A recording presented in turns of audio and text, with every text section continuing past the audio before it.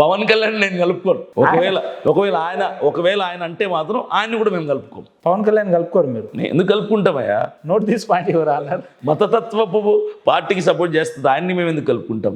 మతతత్వ ఎవరికి సపోర్ట్ చేసి అన్నాడు కదా ఆయన, కాషాయపు వస్త్రాలు వేసుకొని మైక్ పెట్టుకొని ముందర పేపర్లో చూసుకుంటూ ఒక్కొక్క పదం చదువుకుంటా ఐఎమ్ అన్అపోలాజెటిక్ సనాతన హిందూ అన్నాడు కదా. అంటే హిందువులకు సపోర్ట్ చేయరు మీరు?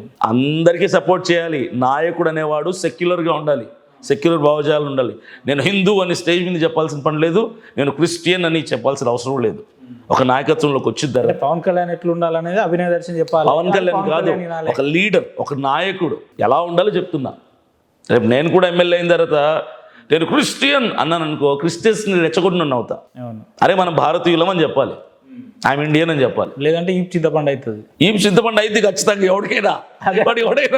అదే అంటున్నా. ఇప్పుడు నేను ఎమ్మెల్యే అయిన తర్వాత నేను ఆన్ స్టేజ్ నిలబడి నేను క్రిస్టియన్ అంటే క్రైస్తవులు రెచ్చిపోరు, ఎవరు చెప్పకూడదు. అది అవసరం లేని విషయం. విజన్ తోటి మంచి క్లారిటీ తోటి ఉన్నారు మీరు, చాలా క్లియర్ గా. పోయినసారి జూబ్లీస్ కంటెక్ట్ చేసినప్పుడు జర అటు ఇటుగా ఉండే, ఇప్పుడు బాగా షార్ప్ అయిపోయారు. మరి అవుతుంది కదా, మరి అనుభవం వస్తుంది కదా.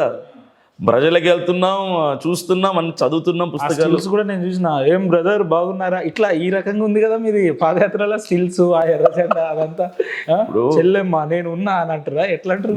నా dress code senior NT Rama Rao గారిని గుర్తు చేస్తుంది అంటే చాలా సంతోషం.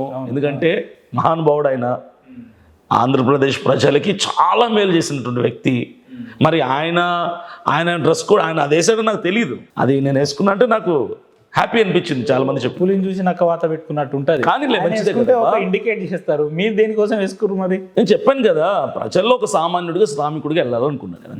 అంటే ఇతను క్రైస్తవుడు అని చూడకూడదు, ఒక మనిషి, ఒక సామాన్యుడు, సామాన్య ప్రజల కోసం వచ్చాడు అని ప్రజలు గుర్తించాలని డ్రెస్ కోడ్ ఎలా పెట్టుకున్నాను. అభినయ దర్శన్ అనేటప్పుడు సెక్యులర్గా ఆలోచన చేయాలంటున్నాడు. ఎగ్జాక్ట్లీ. మీ పాదయాత్రలో మీతో నడిచిన వాళ్ళంతా అందులో హిందువులు ఎంతమంది ఉన్నారు చూసి? చాలా మంది. ఒకటి సింపుల్ ఎవిడెన్స్ చెప్తాను, చెప్పండి. నా పాదయాత్రలో నువ్వు అన్నావు కదా ఆ డ్రోన్ కెమెరాలు ఏంటి అవి ఇవని, అందులో నడుచుకుంటూ వెళ్తున్నప్పుడు ఆపి గుమ్మడికాయతో దిష్టి తీశారు. అది మంట మీద పెట్టి. క్రిస్టియనా హిందూనా? కర్పూరం. అవును, క్రిస్టియనా హిందూనా? ఆన్సర్ దొరికేసింది. తర్వాత ఇంకో రెండు అడుగులు ముందుకు వెళ్ళాక అడవి మట్టి ఏవో తెచ్చారు పల్లెంలో, అది పట్టుకోమన్నారు. పట్టుకున్నా. అది వాళ్ళ సాంప్రదాయం అట, అడవి సాంప్రదాయం. పట్టుకున్నా. వాళ్ళు ఎవరు? హిందూస్.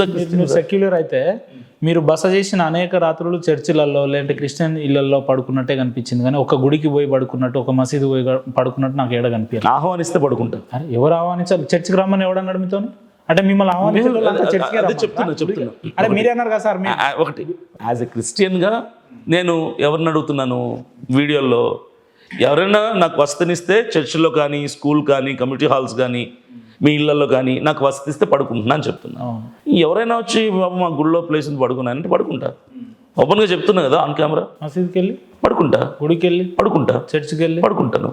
ఏదైతే పడుకోవడానికి చోటు ఇచ్చేవాడు భగవంతుడు అవుతాడు, కానీ 4 గోడల మధ్యలో ఏముంటుంది? అంటే నేను ఈ క్వశ్చన్ ఎందుకు అడిగినా అంటే, మీరు బాడీ ప్రజెంట్ మైండ్ అబ్సెంట్ అన్నట్టు మీ ఇంట్రెస్ట్ అంతా క్రిస్టియన్ల మీద ఉంది అనడానికి అట్లా ఏమైనా ఉందా అంటున్నా.